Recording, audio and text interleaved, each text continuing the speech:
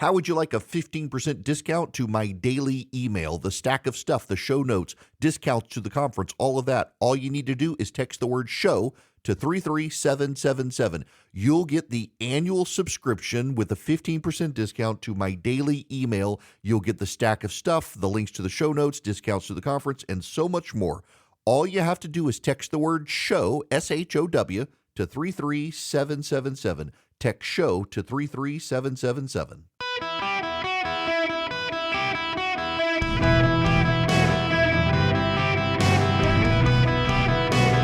Welcome to the Eric Erickson Show podcast, Hour 1. Welcome. It's Eric Erickson here across America from WDBO in Orlando, Florida. Everyone around here is wearing mouse ears. I don't know why. Everyone in Orlando wears mouse ears. I have kidding, of course. The rat doesn't control everything down here, thanks to Ron DeSantis. Now, the phone number, 877-973-7425. If you want to be on the program, as always, you can text Eric, E-R-I-C-K, to 33777. Get the show notes, the podcast, et cetera, et cetera. Wakaiva Island going to be there tonight here in Orlando, meeting with listeners, having a good event. Welcome to show up. Go to the WDBO app to find out more. We've got to begin with the Ukraine situation. The Speaker of the House of the United States has decided to advance the legislation, angering friends of mine in the House Freedom Caucus, among others. This is the Speaker's statement. Let's see here. Why are you willing to risk losing your job over this Ukraine funding? Listen, my philosophy is you do the right thing and you let the chips fall where they may. If I operated out of fear over a motion to vacate, I would never be able to do my job. Look, history judges us for what we do. This is a critical time right now, a critical time on the world stage. I could make a selfish decision and do something that's different, but I'm doing here what I believe to be the right thing. I think providing lethal aid to Ukraine right now is critically important. I really do. I really do believe the intel and the briefings that we've gotten that I believe Xi and Vladimir Putin and Iran really are an axis of evil. I think they're in coordination on this. I think that Vladimir Putin would continue to march through Europe if he were allowed. I think he might go to the Balkans next. I think he might have a showdown with Poland or one of our NATO allies. To put it bluntly, I would rather send bullets to Ukraine than American boys. My son is going to begin in the Naval Academy this fall. This is a live fire exercise for me, as it is so many American families.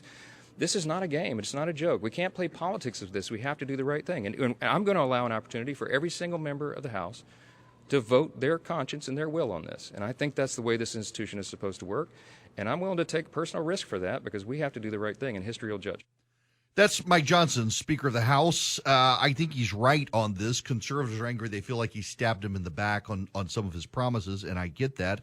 But I also get that there was coming down the pike a Senate legislation that Democrats were collecting enough signatures to be able to get it to the floor of the House. So Johnson jumped forward with the Republican proposal to short-circuit that over the complaints of House Freedom Caucus members of others, and stopped the more expansive Democratic measure from coming to the floor. The votes, frankly, are there to fund Ukraine, and a majority of Americans, contrary to what you may have heard in some polling out there, actually do support it. In fact, to get to the polling that shows that Americans don't support this, you actually have to read, you've got to reinterpret the top line numbers from a lot of polls. Americans support it because they understand that we've got a lead and that Vladimir Putin is on the wrong side.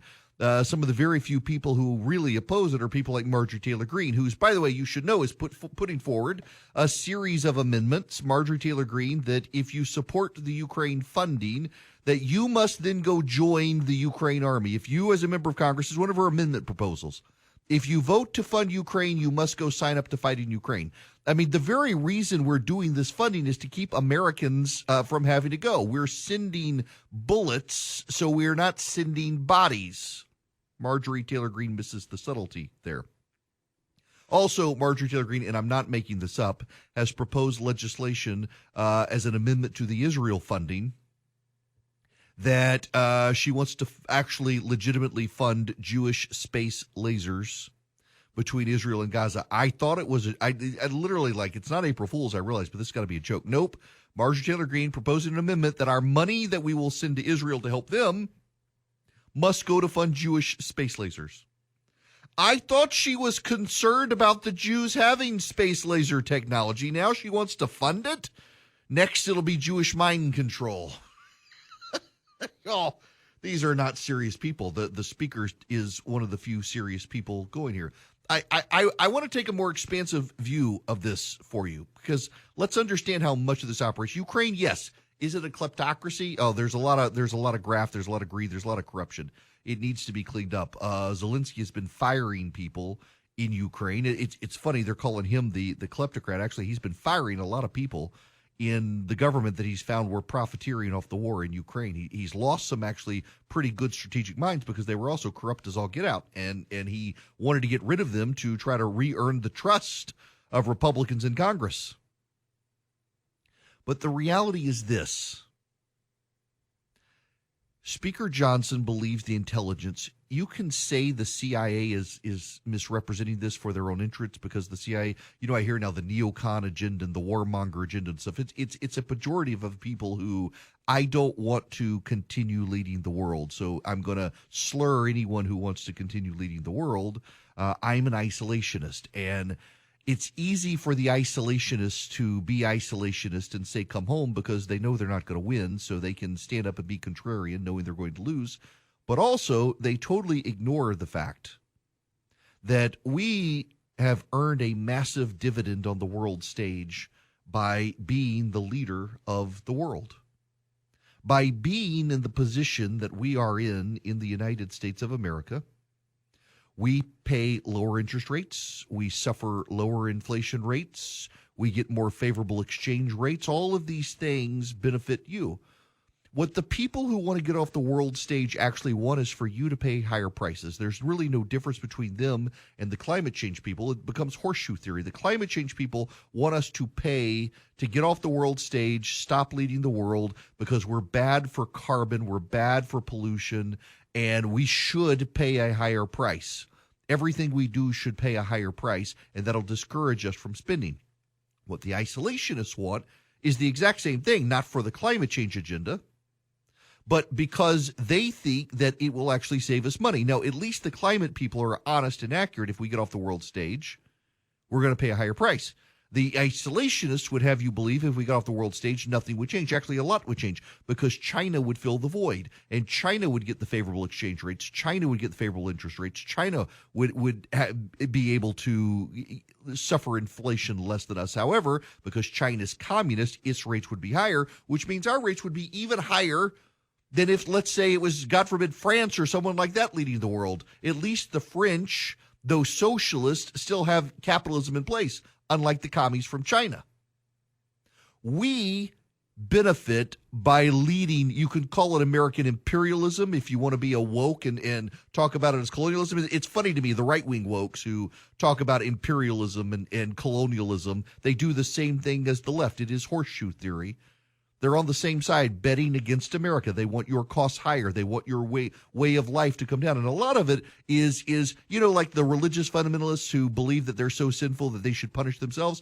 A lot of the right-wing wokes have decided America is actually bad these days because of abortion and gay rights and transgenderism, and we should be punishing ourselves. And so they want us to come off the world stage because they want self-inflicted wounds against us, because they actually believe that we are a sinful people deserving of punishment, and for some reason God hasn't punished us, so we're going to punish ourselves. We're going to get off the world stage. We're going to pull all of our people home. We're not going to back our allies. We're going to break our treaties and our relationships, and then we're going to see higher interest rates. We're going to see higher exchange rates. We're going to see higher inflation rates. We're going to see higher unemployment. We're going to see higher costs, and it's a good thing because we deserve it. We deserve the bad stuff.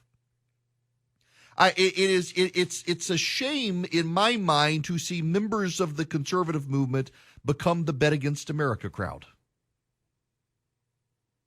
By sending money to Ukraine, we fund the modernization of the American military.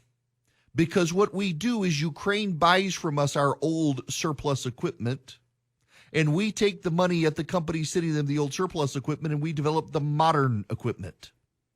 Very little of our money goes to prop up Ukrainian salaries and things like that. In fact, most of the money under the new package doesn't do that at all. Most of the money in the new package comes as loans to Ukraine that the Europeans guarantee. That money then comes back into American industry, and we send them weapons and upgrade our own. It actually helps industries, particularly in the South, where we've got a lot of weapons manufacturers. But God forbid we talk about it honestly that way. Would you rather your church, and at some point, this axis of evil between Vladimir Putin, Xi Jinping, and the mullahs of Iran will play out more aggressively if we're not willing to stand on the world stage and fight back?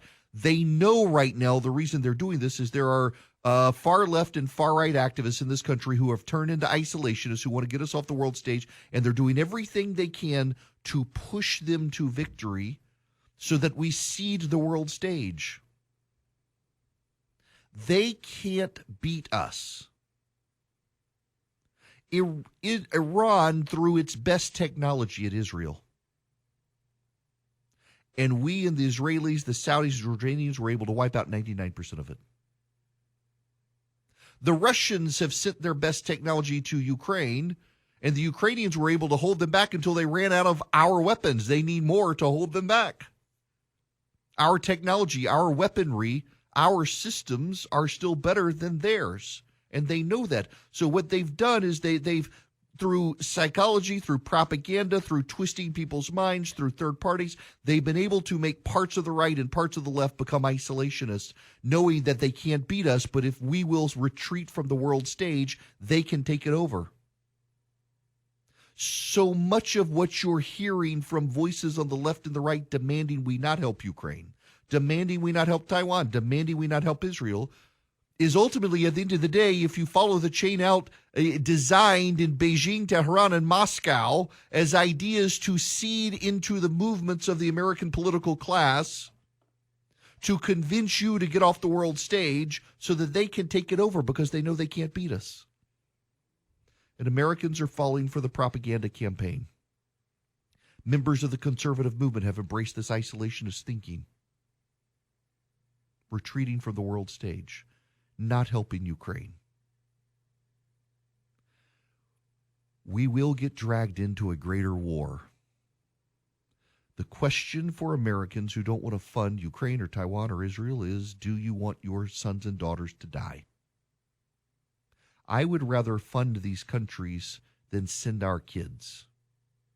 And for those of you who think we wouldn't, if you go back to the history of World War I and the history of World War II, the isolationists were convinced we would never get involved in those wars, that our sons and daughters would not die, and ultimately our sons and daughters had to go rescue everyone else, and our sons and daughters died. And here we come again, the same people making the same arguments that they made before World War I and World War II of keep us off the world stage. And when it worked and they were able to restrain us, we got the World War. If the United States does not retreat, if the United States does not come home, if the United States does not go inward, if the United States does not embrace isolationism, we avoid World War III. All of these people want that war to come, and so many of them on the left and the right these days have this morbid thinking that we get it because we deserve it, because we are bad, we need to be punished, we need to be woken up. I would prefer to avoid World War III and the hell that would come to the United States because of it.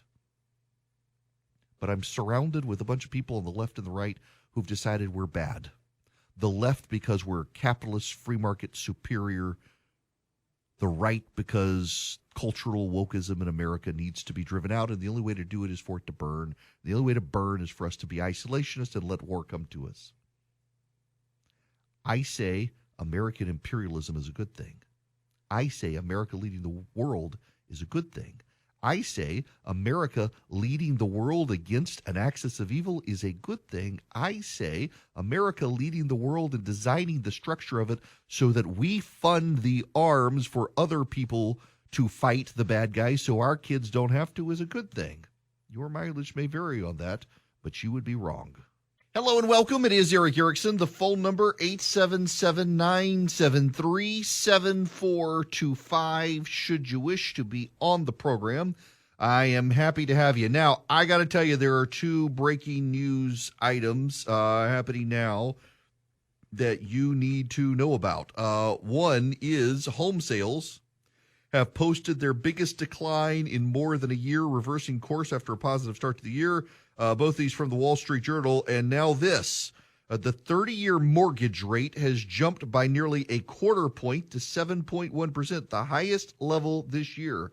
Concurrent to all of that, this morning, the head of the Federal Reserve Bank of New York has said he feels no urgency to cut U.S. interest rates as inflation remains above the 2% target. Quote, monetary policy is in a good place. I think we've got interest rates in a place that is moving us gradually to our goal, says John Williams, president and CEO of the New York Fed. He said economic data will inform future policy. Now, all of that being said, the Dow had been up well over 200 points, is now still up 182 points. NASDAQ up over 52, S&P 500 up 15. But since those remarks came out, there's been a downward trend today. But I do think most people are now baking into the conclusion that we're not going to see interest rates move up. Or we're not going to see interest rates go down, rather. We're going to see them either hold or, Larry Summers is still urging them to go up. Now, concurrent to all this, you got all these people who have great interest rates. My interest rate on my mortgage for my house is low, like real low, like under 2%. And why would I want to sell my house right now if interest rates are at 7.1% on average? To go find a new house? What? No, there's no way. So that now makes it harder for new home buyers to come in. It makes it more expensive for new home buyers to come in. This is a situation like the 1970s and, frankly, the early 80s when Reagan got in and he and Paul Volcker jacked up interest rates even higher to cut off inflation. It makes it very difficult for people starting out in life to get new homes. It takes people out of the housing market and turns them into renters, deprives them of the American dream. This is Bidenomics at work.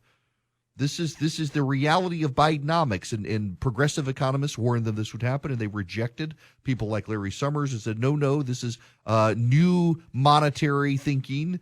It's not going to cause inflation, and they were wrong. And they tried to claim Bidenomics was good, and it's not. Americans for Prosperity, in fact, has the Bidenomics.com website. You guys should go check it out. They bought Bidenomics.com because they wanted to expose Joe Biden's record. They wanted to be able to show people that the things that Joe Biden says do not actually align with the truth of the economy, not your truth or my truth, but the actual truth of the economy. So they created Bidenomics.com. You can go see Joe Biden's quotes, what he says about the economy, how much he's paid down the debt, how much he stimulated work and all this sort of stuff, and then you can see the actual facts. Like he claims he created all sorts of jobs. Actually, what happened is people came back into the workforce after COVID when they couldn't work, and he's claiming those as jobs created. All this is documented. It's the facts, not the emotion. The facts at Bidenomics.com, brought to you by Americans for Prosperity, the grassroots leader in this country for the conservative movement. Americans for Prosperity goes into the states doing the work of the conservative movement. They're a do tank, not a think tank. You can find out more at Bidenomics.com and start a relationship with Americans for Prosperity today. Greetings. Welcome. It's Eric Erickson here. The phone number 877-973-7425, broadcasting from our affiliate WDBO in Orlando, Florida. I get to hang out with listeners tonight at Wekiva Island. They made sure I pronounced it correctly so that I sound local. I do have family in the area. My dad's from down here. Well, he's from Coral Gables, but my Uncle Leaf lives in Winter Park. Now, I want to take your phone calls. We begin with Mario, who happens to be listening on WDBO. Mario, welcome to the show. Hi, good afternoon, and thank you for taking my call. Sure. My question is this. If in this scenario where Trump was to regain the White House and the Republicans were to reclaim the Senate, can they then reintroduce legislation for impeachment or impeachment proceedings against Mayorkas in that scenario? Because Schumer has done absolutely nothing, not even up for debate.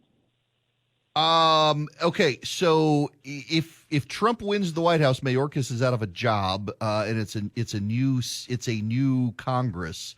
So they would have to re-impeach him in the House, but he would already not be in the job once Trump got there. So I don't know that they would bother to. They technically and in theory can do it, but I don't think they would. Once he's gone, he's gone. That makes sense? Okay, because I think, yeah, unfortunately it does, because it's a shame that they haven't pursued it, because high crimes and misdemeanors is what Mayorkas is all about. But thank you for taking the call. Yeah, absolutely, Mario. Yeah, I mean, once Biden's out of office with Trump back, yes, Mayorkas is out of job too. In theory, it's never actually been done, but in theory, you can impeach someone who has been in office even after they're out of office to prevent them from ever being able to get back into office. But it's never been done, and I don't think they would try it. I don't think they would. Now, back to the phones. Jason, you're up next. Welcome to the show. Yes, sir. Thank you for having me. Sure. Your comments earlier about Marjorie Taylor Greene, well, two things is, one, I think she, like many other conservatives in the Republican Party, she doesn't want to fund Ukraine unless our border is funded first. And secondly, in my circle anyway, we all know that the Democrats are sending money to Ukraine just to launder it back, kind of like the FTX scandal, to fund NGOs to get illegal immigrants into the country. Wait, say that part again. What about we're about funding? What's this? You lost me. Well, the funding for Ukraine, they launder it back to the Democrat Party, and which the Democrat Party in turn funds these NGOs that facilitate getting illegal immigrants into the country. Kind of like the FTX, the Sam Bankman-Fried.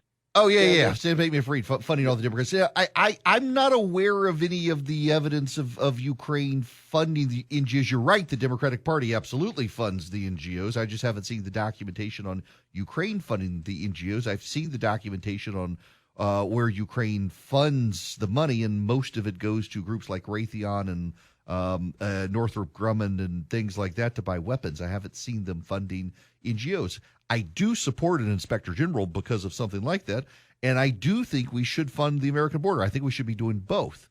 But I would disagree with you on the characterization of Marjorie Taylor Greene, because Marjorie Taylor Greene has opposed funding Ukraine since the war started. I mean, here's the headline from 2022. Marjorie Taylor Greene said Thursday Ukraine will not receive any more funding if Republicans retake control of Congress in the upcoming midterm elections. Quote, under Republicans, not another penny will go to Ukraine. That's from 2022. In 2023, quote, Ukraine is not the 51st state.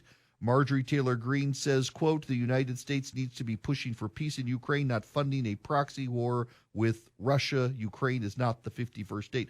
That's 2023. So, I mean, Marjorie Taylor Greene has consistently, going back to 2022, opposed funding Ukraine. She's never wanted to fund it. She was one of the very few Republicans back in 2022 to oppose, even after the war started. She vehemently opposed giving Ukraine anything. It had nothing to do with the border. She claimed it was an American first policy, but Marjorie Taylor Greene just kind of on the side of Vladimir Putin pretty consistently in her positions. I don't even think Donald Trump is on the side of Vladimir Putin like the left claims, but Marjorie Taylor Greene, I think, decides that she's got to stake out positions like that to be the cool kid for the alt-right crowd because it gets her money. I got no use for the woman. All right, we got to move on to other stuff. 877-973-7425. Speaking of the Russians, a hacking group with ties to the Russian government is suspected of carrying out a cyber attack in January that caused a tank at a Texas water facility to overflow. Experts from Mandiant, a U.S. cybersecurity firm, said Wednesday. The hack in the small town of Muleshoe in North Texas coincides with at least two other towns in North Texas taking precautionary defensive measures after detecting suspicious cyber activity on their networks, town officials told CNN. The FBI has been investigating the hacking activity, one of the officials said.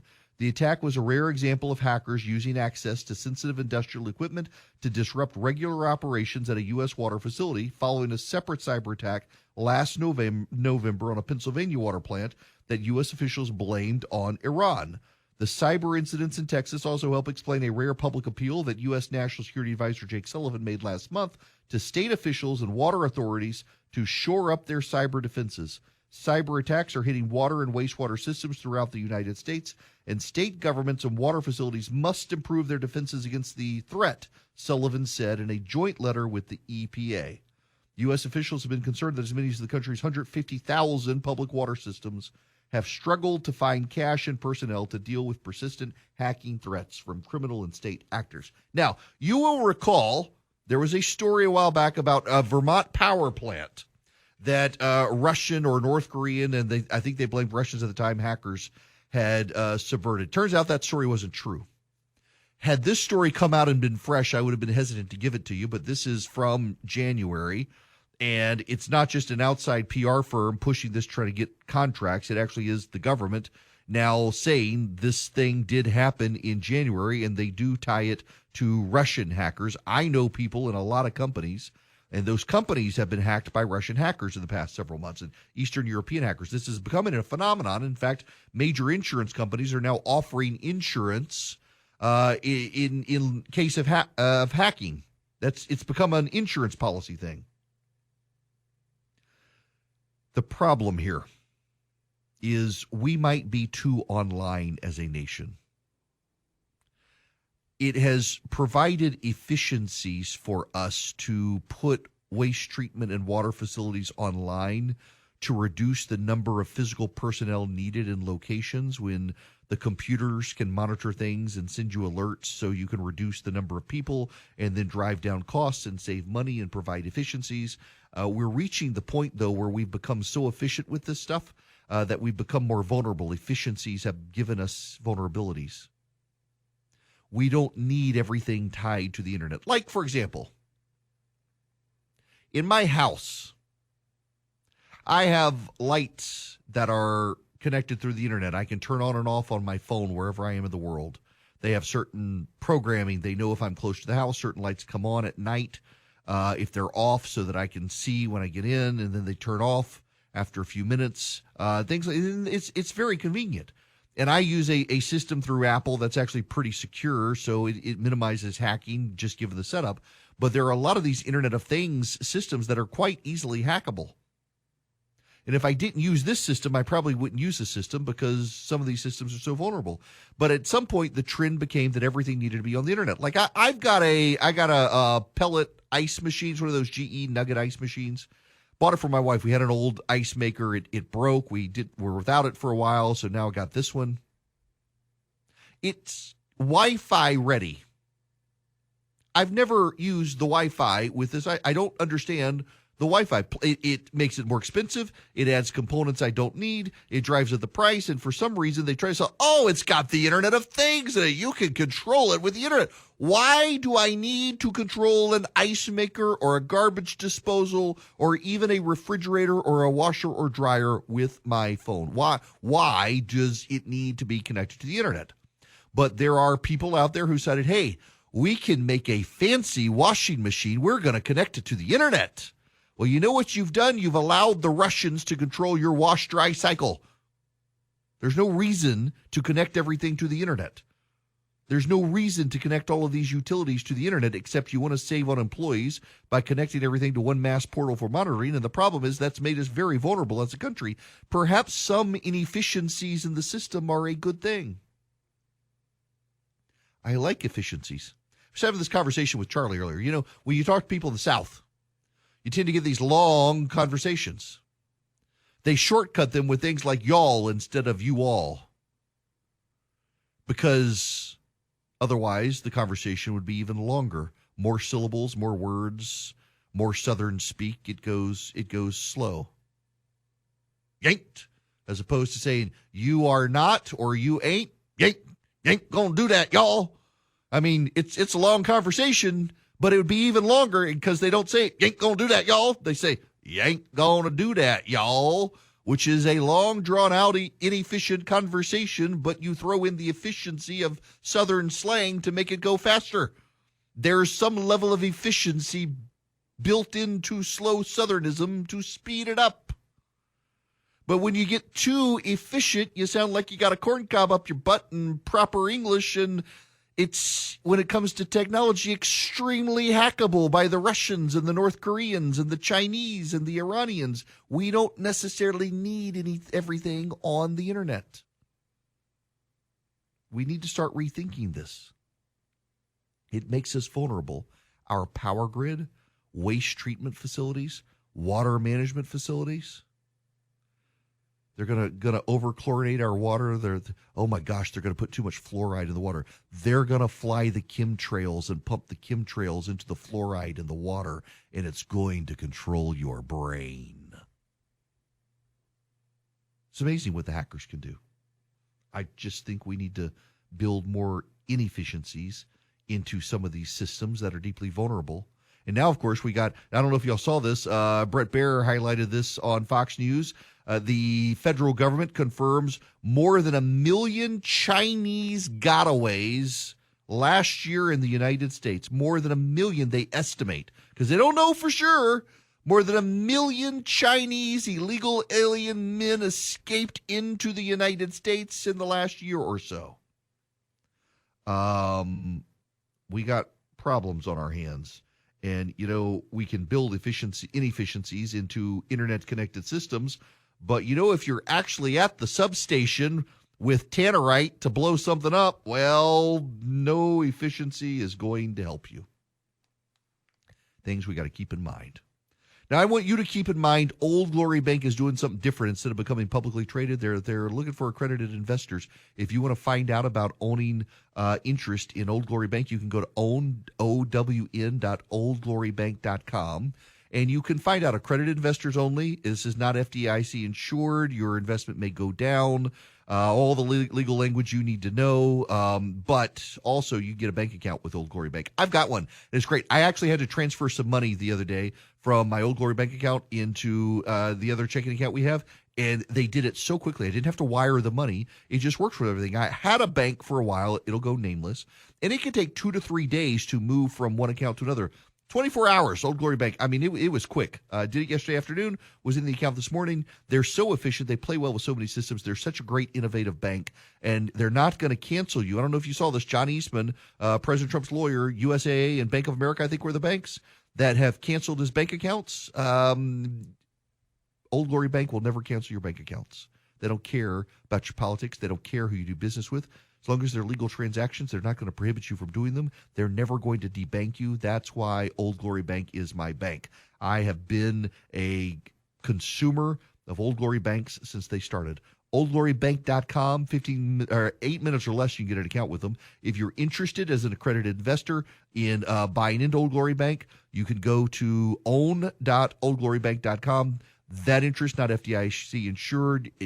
Price may go up, price may go down. For those of you who get an account with Old Glory Bank, they are a member FDIC and an equal housing lender, and terms and conditions apply. This hour of the program brought to you by First Liberty Building and Loan. If you are a business buying a building, you can go to firstlibertyga.com and you can reach out to them and see if they can help you. If you're buying a building, buying a franchise, buying out a business competitor, buying out a business partner, you need $250,000 or more. Those are the deals they specialize in. firstlibertyga.com. Tell them I sent you. Now, want to take a phone call here. I would like to go to Mike. You are up next, Mike. Welcome. Hey, Eric. Thanks for taking the call. Sure. I just look at Alvin Bragg, that case there, and it's so ridiculous on its face.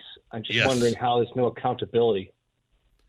Oh, because at the end of the day, in elected positions like that, it's the voters who are responsible, and the voters get to elect them, and he's given the voters what they want, because New York voters hate Trump, so he's wasting taxpayer dollars. God forbid he actually take on the gangbangers and the illegal alien murderers. He'd rather take on Donald Trump, but I mean, this is a voter issue at the end of the day, honestly. New York City voters, I think, don't care. They are perfectly happy to waste their money on a show trial against Donald Trump that's probably going to get thrown out on appeal if not rejected by a jury. It just seems like there ought to be some sort of legal mechanism to deal with that. There should be. I don't disagree with you. There should be. There just isn't. He has prosecutorial discretion to do this. And because he's got prosecutorial discretion, he can get away with it. And unless the voters decide they've had enough of it, there's really nothing you or I can do in a situation like this. He's elected by the people of the city of New York. The people of the city of New York want to waste their money trying to get Donald Trump in jail, so they'll waste their money and be robbed, assaulted, harassed, beaten up, murdered on the streets of New York by the gangbangers, the illegal aliens, the criminal element, while they're focusing all their energy on Donald Trump. They get the city that they voted for. And they voted for this stuff. By the way, I got to tell you, the ongoing media commentary on this trial, it really is like the daily soap opera. When I was a kid, my grandmother would watch Young and the Restless and General Hospital with her best friend, Sybil Woodside. They would be, the old Ma Bell rotary dial black telephones. My grandmother had one. She ultimately got up to one of the black digital push button ones. But she and Miss Sybil would be on the phone with each other all afternoon, back to back, watching their soap operas. And I was the remote control. Yes, friends, back in the day, you had to send your child up to the television to change the channel, and that child was the remote control. I was. So she and Miss Sybil could get the play-by-play on what was happening with Victor Newman, who my grandmother more than once put on the prayer list at church. But nonetheless, the way the media is treating this Trump trial in New York City is a soap opera. It is absolutely a soap opera. They want to give you the play-by-play of who was there, who made side-eye. Did Trump yawn? Did he scowl? Did the judge scowl? What about the jurors? And, the media is blaming Fox News today. Juror number 2 has been recused because she feels like her life could be threatened because of exposure. And the media's like, Fox News ran a story about this woman, exposing her. Turns out NBC ran a story about her. The Washington Post ran a story about her. Every major media network ran a post about this woman, where she lived, not using her name, but her demographics, where she lived, what she did for a living, all this sort of stuff. They did a big story on it. She's been recused. And all these people in the media are like, it was Fox News that did it. No, actually, it was NBC and the Washington Post that did it before Fox News. Guess who NBC and the Washington Post are blaming? It's all a soap opera. They don't really care about the truth, anything like that. It's just what they do. Eric Erickson here. We'll be right back with the WNBA scandal.